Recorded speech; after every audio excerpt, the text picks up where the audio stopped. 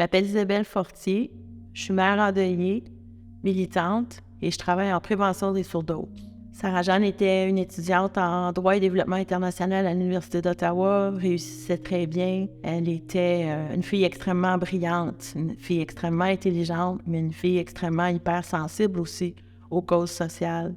Elle souffrait d'un trouble anxieux, personnalité limite aussi. Donc pour elle, la consommation de drogue, ça a été une automédicamentation.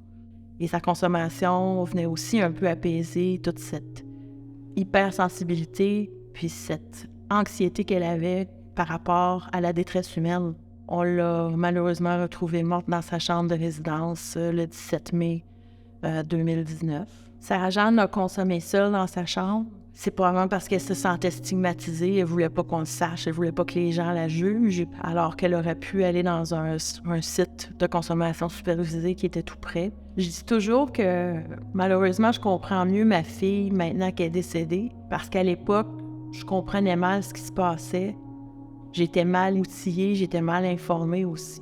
À plusieurs reprises, on a tenté d'aider Sarah-Jeanne à recevoir des soins au niveau de la santé mentale. On s'était fait dire il y a quelques années que parce que Sarah-Jeanne avait un trouble de personnalité limite, il faudrait faire des deuils par rapport à ce qu'elle serait comme adulte. Ça a été vraiment stigmatisant. Et si j'avais su tout ce que je sais maintenant à l'époque, probablement que le parcours aurait été totalement différent.